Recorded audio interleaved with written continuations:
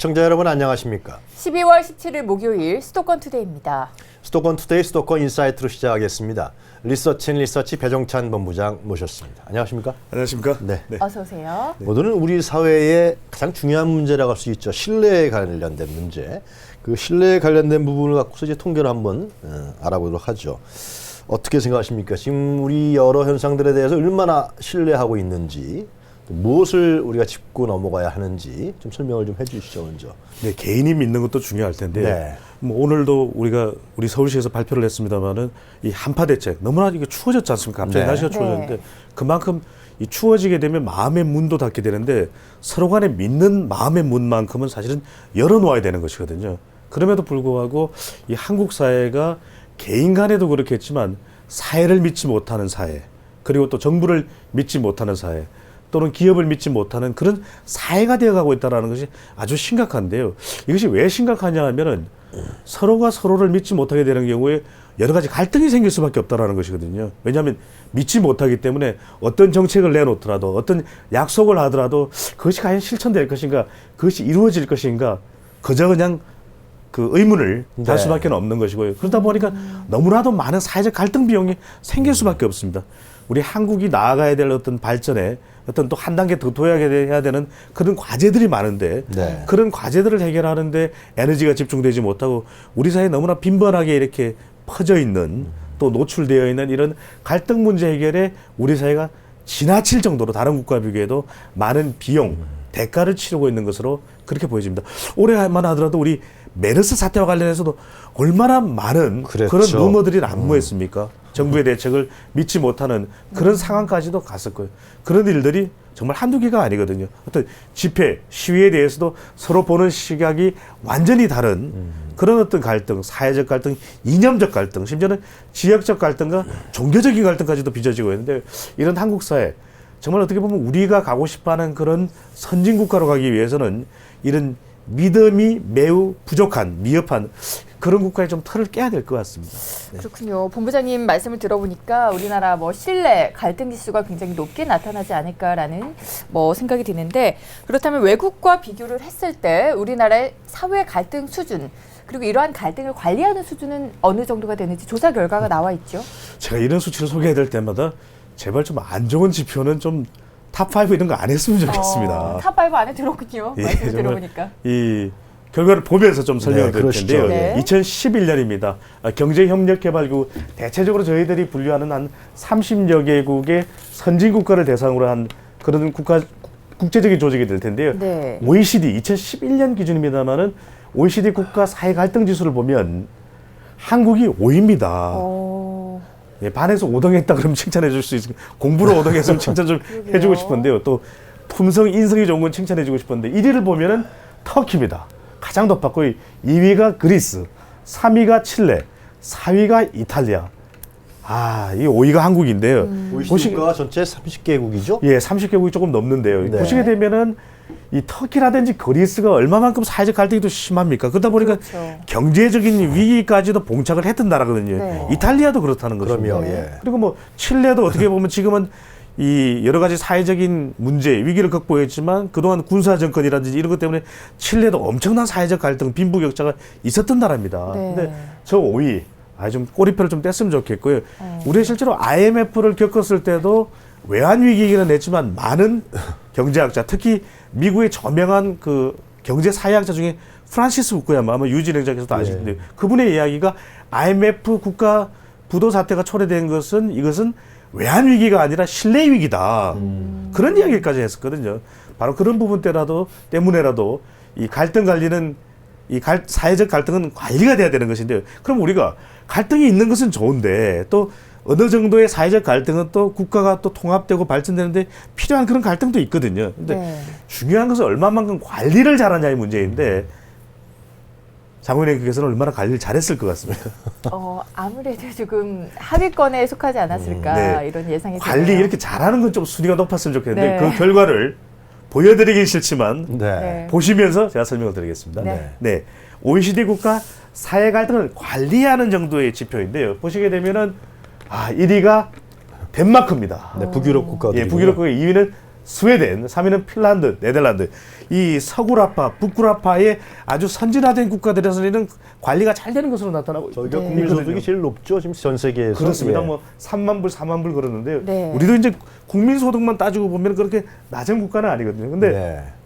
10위까지도 한국의 이름을 보지 못하다가 27위입니다. 거의 최하위권이네요. 그렇습니다. 우리 OECD 개발 그 경제협력개발기구에 속해 있는 국가들이 한 30여 개 조금 네. 넘는 국가들인데 네. 그 중에서도 27위면 하위권이거든요. 네. 그래서 다른 것보다도 갈등이 있는 건 좋은데 그 갈등을 관리하는 어떤 국가적인 능력, 사회적인 경쟁력 자체는 높아야 되는데 그렇지 못한 우리의 이 민낯을 보여주는 것 같아서 좀 네. 씁쓸해합니다.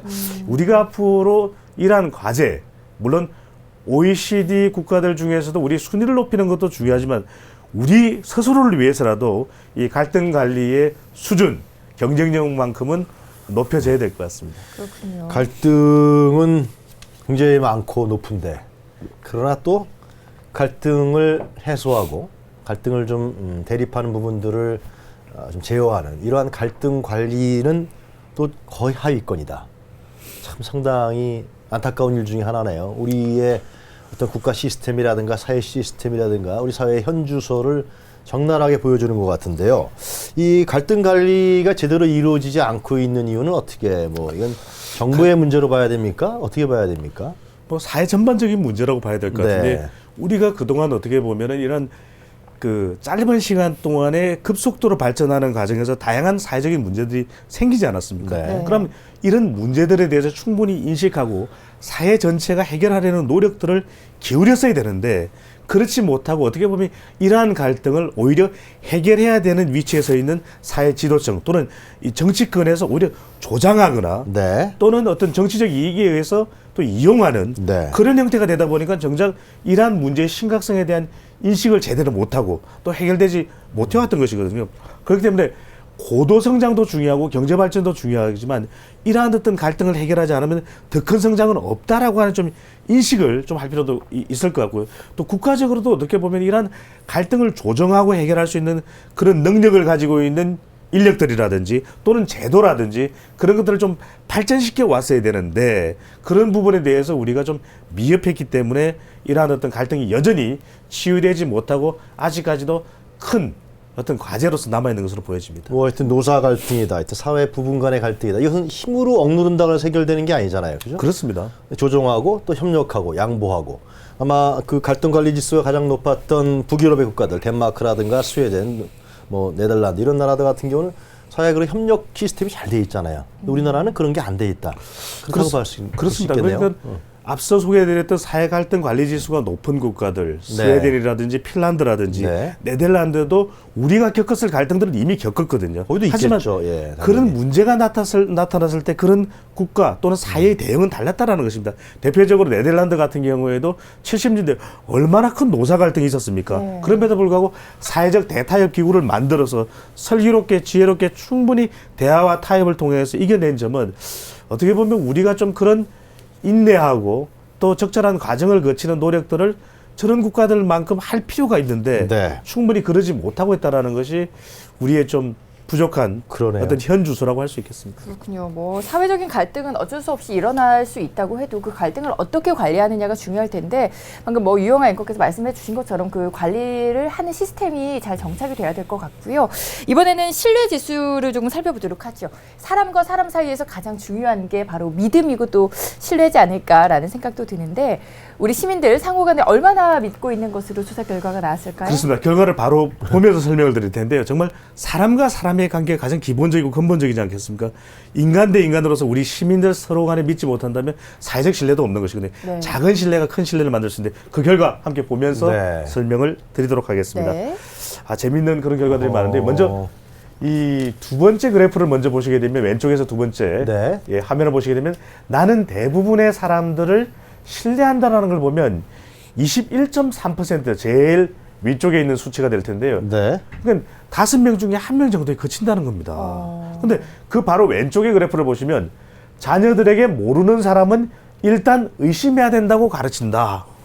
그러니까 이게 우리 한국 사회가 어떻게 보면 상당히 어떤 위험한 사회의 길로 가다 보니까 다른 상대방에 대해서 무조건적인 믿음을 못 주도록 그렇게 집에서도 가르침이 되고 있다는 것이거든요. 이건 네. 굉장히 안타까운 일인데 그러다 보니까 이 중간에 있는 나는 내 가족을 신뢰한다는 매우 높습니다. 그러네요. 83.3%라고 되거든요. 그러니까 네. 이러한 신뢰라는 것이 너무나도 좁아진다라는 것이죠. 범위가 가족 정도에서만 믿을 수 있고 내가 믿을 건 가족밖에 없어. 이런 것들이 우리가 상당히 그 통용되는 네. 그런 사회가 돼버렸다는 것이거든요.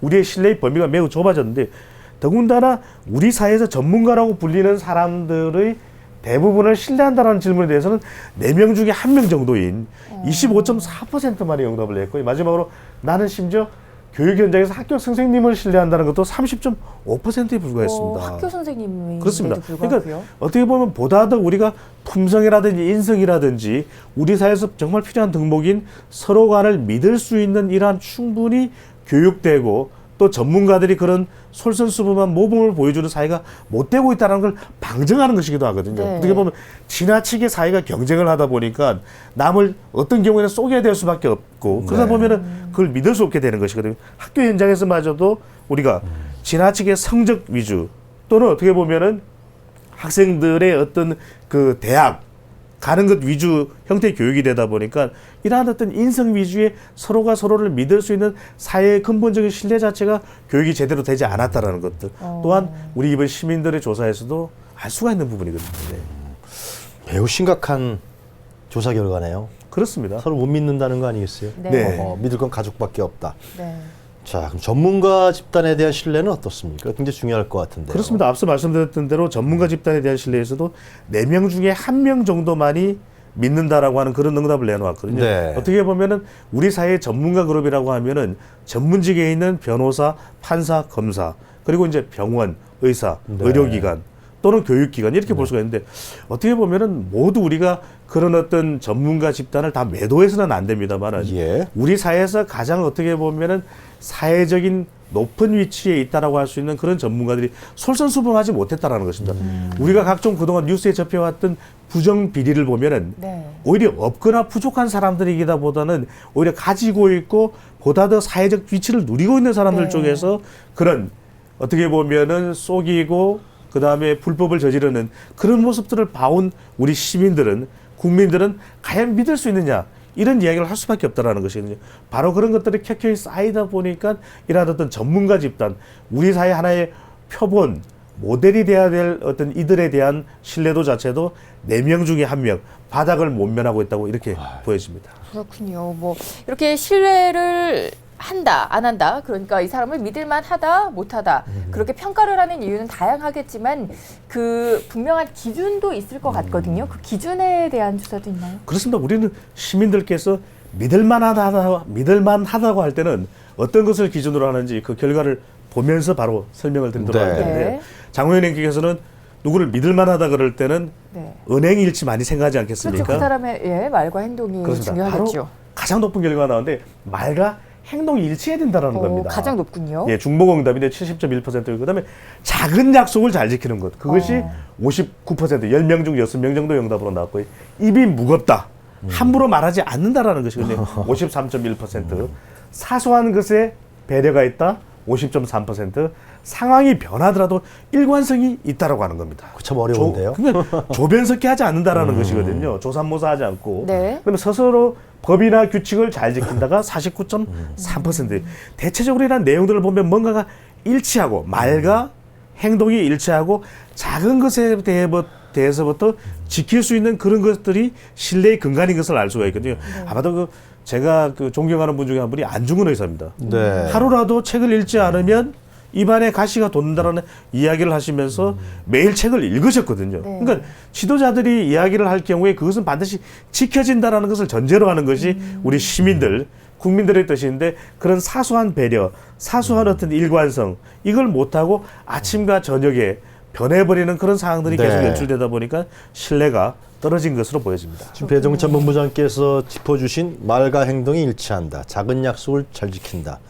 뭐 사소한 것에 대한 배려가 있다. 이런 부분들은 우리 청소년들에게 이건 굉장히 중요한 도덕 교육으로도 해야 될 것 같아요. 그렇습니다. 지금 말씀하신 네. 결국 여기서 맞습니다. 신뢰가 싹트고 사회가 안정되는 그런 가치 기준이 형성될 것 같은데요. 네. 그렇다면 사회적인 신뢰 지수를 높이기 위한 평가 기준으로는 또 어떤 게 있겠습니까? 그렇습니다. 앞서도 말씀드렸지만은 이러한 어떤 사소한 것에 대해서부터 신뢰를 쌓는 것이 너무나 중요하고 거기서는 말과 행동이 일치하는 것이 너무나 중요하다는 말씀드리지 않았습니까? 네. 그만큼 어떻게 보면 우리가 이러한 신뢰를 쌓기 위해서는 분명히 그런 부분에 대해서 약속 이행을 할 수 있는 데에 대해서 우리가 정말 제대로 된 모니터링을 해야 되는 것입니다. 네. 모니터링을 해서 제대로 되지 않은 것에 대해서는 일관성을 유지할 수 있도록 어떤 사회적인 감시 기능을 해줘야 되는 것이거든요. 그리고 실제로 그러한 어떤 신뢰를 확보하지 못했을 때는 그게 상응하는 처벌도 있어야 됩니다. 근데 그렇지 못하고 마치 가볍게 약속을 어기거나 아니면 사회적 신뢰를 위반했음에도 불구하고 그 부분에 대해서 우리는 너무나도 잊어버린다라는 것이거든요. 그렇기 때문에 심지어는 이 한국 사회를 가리켜서 냄비근성이다. 네. 이런 참 비아냥거림, 조소를 받게 되는 것인데요. 네. 정말 우리 사회가 그러한 신뢰 부분에 대해서 매우 엄중한 그런 어떤 감시 기능을 좀 제대로 발휘할 필요가 있습니다. 그렇겠네요. 그렇습니다. 네. 뭐 지금까지 자 신뢰 지수 평가 기준까지 살펴봤고요. 이번에는 채널 신뢰도 평가에 대해서 좀 살펴보도록 할 텐데 먼저 소비 채널에 대해서 살펴보겠습니다. 좀 쇼핑 쪽으로 자리를 옮겨와서요. 대형마트나 쇼핑몰 등 일상적으로 제품을 구매하는 곳에 대한 그 시민들의 신뢰도는 어느 정도가 될까요? 그렇습니다. 경제생활에서도 소비 행위에서도 이러한 신뢰라는 것은 매우 중요한데 우리가 그렇겠네요. 물건을 살 때 어떤 물건을 믿지 못한다면 그 물건을 과연 안심하고 살 수 있겠습니까? 그렇죠. 자, 우리 시민들께서는 각종 이런 구매 경로, 소비 채널에 있어서 어느 정도의 신뢰를 가지고 계신지 그 결과를 보면서 바로 설명을 드리도록 할 텐데요. 네. 우리가 정말 소비할 때는 대형마트 또는 인터넷 쇼핑몰, 그다음에 대기업에서 판매하는 전자제품 서비스를 받으시게 되는데 먼저 대형마트에서 판매하는 물건은 믿을 수 있다라는 경우가 믿는다라고 제대로 응답한 경우가 37.5%입니다. 의외로 약하네요. 절반 넘질 않거든요. 그리고 인터넷 쇼핑몰에서 판매하는 물건 믿을 수 있다 15.7%. 그러니까 보통이 57.4%이기 때문에 그냥 사는 다 거군요. 불신하는 것은 아닙니다만은 믿음의 어떤 신뢰의 어느 정도가 확보된 경우의 비율은 상대적으로 작았고요. 네. 대기업에서 판매하는 제품 그나마 상대적으로 높긴 했는데 38.9% 가반을 넘기지는 못했고요. 네. 대형 마트에서 하는 마케팅, 경품 행사 등을 믿을 수 있다는 경우도 12.5%에 그쳤습니다. 저걸 보시게 되면은 우리가 뭘 느낄 수 있냐면 실제적으로 이 대형 마트에 가면은 동전으로 긁는 자든지 또는 개인신상 정보를 받아서 연말에 예. 또 추첨을 할게요. 하지만 실제적으로 우리가 뉴스에서 접했던 것은 개인 정보만 수집을 했을 뿐 나중에 그 경품은 여러 가지 사회적 물의를 일으키면서 대형마트, 대형 유통회사 내에서 뭔가의 조작이 있었다라는 게 밝혀지기도 했지 않습니까? 모든 대형마트가 그렇다는 건 아니고요. 근데 네. 정말 어떻게 보면 믿었던 대형마트인 만큼 네. 그런 것에 대해서 상당한 실망감도 컸을 것 같은데 네. 그만큼 아직까지는 우리도 보면 이런 제품을 구매하는 데 있어서 서비스를 받는 데 있어서의 어떤 여러 가지 채널들이 인터넷 쇼핑몰도 그렇고요. 우리가 완전히 믿고 구매하는 데 있어서 아직 선진국 수준에는 다다르지 못했다. 왜 그런 것 같습니까? 왜 가장 그런 큰- 이유가 뭔가요? 네. 바로 마찬가지겠습니다. 어떻게 보면 충분한 어떤 그 사회적 책임을 다 하지 못한다고 할까요? 어떻게 보면 대형마트, 백화점이라고 하는 것은 이런 소비를 통해서 또 구매를 통해서 수익을 창출하는 그런 어떤 기관 아니겠습니까? 네. 그렇다면 그런 어떤 소비자들의 충분한 어떻게 보면 이해 또 눈높이에서 이러한 행위가 이루어져야 되는데 물건을 팔면 됐지 네. 굳이 그것을 구매하고 난 이후에 책임까지 우리가 질 필요가 뭐가 있느냐. 또 인터넷 쇼핑몰 같은 경우에도 대형 어떤 그 인터넷 쇼핑몰이 있습니다만은 주로 거래하는 부분에만 집중할 뿐 거래가 제대로 됐는지 또 착한 구매가 이루어지는지에 대해서는 책임까지는 안 지거든요. 그래서 장사 속에만 예, 너무 빠져 있다. 판매자와 소비자의 네. 일이다 이렇게. 네. 그러니까 유통 단계에서의 상도덕, 상도의가 그렇습니다. 충분히 확립돼 있지 않다. 뭐 그렇게- 상술에만 너무 집착돼 있고요. 물론 다 그렇다는 거 아닙니다. 우리가 보다 더 신뢰를 높이기 위해서는 이 수준까지도 네. 더 높여야 될 것으로 보여집니다. 네. 그렇군요. 뭐 또- 그러려면은 네. 장사가 잘 되게 하려면요. 뭐 새로운 대형마트가 들어간다 그러면 신뢰를 높일 수 있는 마케팅을 하는 게 최고겠네요. 그럼요. 지금 분석에서 봤을 때. 말 그대로 안심마트가 네. 좀 나와야 될 것 같습니다. 맞습니다. 이렇게 쇼핑뿐만 아니라 살아가는 데 필요한 대부분의 정보를 제공을 받는 곳이 바로 TV, 라디오, 뭐 인터넷 등의 매체일 겁니다.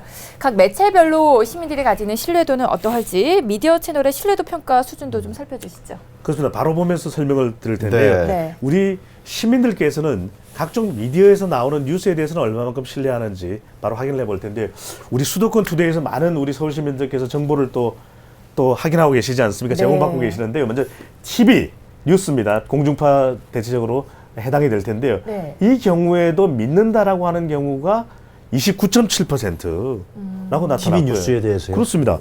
이 종이 신문의 경우에도 25.2% 이렇게 나타났는데 우리가 TV 뉴스와 종이 신문에 대한 신뢰도도 좀 낮은 것 아니냐고 생각할 텐데 포털 사이트 뉴스는 더 낮습니다. 그러네요. 18.1%에 그쳤고요. 물론 보통도 있음을 염두에 두고 같이 봐주시면 좋겠습니다. 그다음 팟캐스트 방송도 16.5%로 나타났거든요. 저렇게 차이가 나는 이유는 뭡니까? 팟캐스트나 포털하고 TV 뉴스하고 신뢰도 그렇습니다. 있어서. 이게 가장 우리가 신뢰도라는 것은 어떻게 보면은 일종의 사실에 기반돼야 될 것이고 또 어느 정도의 중립성도 필요하다는 것이거든요. 그럼요. 예. 그런데도 불구하고 아직까지 우리 사회는 제공받는 뉴스의 채널이 무엇이냐에 따라서 또는 그러한 뉴스를 생산하는 곳이 어디냐에 따라서 상당히 시각 자체가 달라질 수 있다는 걸 보여주는 것입니다. 언론의 공공성이라든가 신뢰도가 많이 약화됐다고 볼 수밖에 그렇습니다. 없군요. 인터넷 포털 같은 경우에서는 사실에 확인하지 않은 뉴스가 나올 수도 있고 또 뭐 네. 팟캐스트 뉴스 같은 경우에는 어떻게 보면 한쪽의 의견을 또 일방적으로 또 주장할 수 있는데 그런 뭐 주장은 좋겠지만 다양하고 어떻게 보면은 공정한 어떤 시각을 가지고 싶은 우리 시민들에게 네. 보다 좀 객관적인 정보를 다 제공해서 판단은 우리 시민들이 하시도록 하는 것이 어떻게 보면 신뢰의 전제일 수 있는데 충분히 그러지 못했다는 것을 어떻게 보면 보여주는 그런 결과라고도 할 수 있겠습니다. 저널리즘이 많이 상실돼가는 과정이다 이렇게 볼 수도 있겠네요. 맞습니다. 그렇습니다. 네, 자 마지막으로 사회적인 갈등을 낮추고 또 신뢰관계를 회복하기 위해서 우리 정부와 사회 그리고 시민들은 어떤 노력을 기울여야 될까요? 앞서도 말씀드렸는데요. 이 신뢰에서 가장 중요한 것은 우리가 이 신뢰에 대한 어떤 인식의 대전환입니다. 어떻게 네, 보면 네. 그냥 내뱉은 말이 공수표가 돼서는 안 되거든요. 우리가 네. 지나온 일련의 과정들을 보면 아주 이런 것들을 정치적으로 다루다 보니까 사회적 신뢰성을 회복하지 못했는데 이제야말로 사실에 기반한 그리고 말과 정책의 일관성을 유지할 수 있는 특히 이런 부분들에 있어서 신뢰에 대해서 훼손되는 은행이 되는 그런 사회 지도층에 대해서 충분히 상응하는 그 부분에 대한 우리 감시 기능과 처벌 네. 이런 부분들이 반드시 있어야만 우리 대중들이 일반 국민들의 신뢰에 대한 인식을 또 재무장할 수 있을 것으로 보여지거든요. 바로 대인식의 전환, 고신뢰로 가는 길 이제 만들어야 될 것 같습니다. 네, 우리나라 사회의 갈등 지수는 상당히 높은데 갈등 관리 지수는 또 상당히 낮다. 이것을 오늘 정리하도록 하겠습니다. 맞습니다. 네, 오늘 이렇게 함께 살펴본 내용은요. 트렌드 모니터 홈페이지에서 확인하실 수 있습니다. 오늘은 배종찬 본부장과 이야기 나눠봤습니다. 오늘 도움 말씀 고맙습니다. 감사합니다.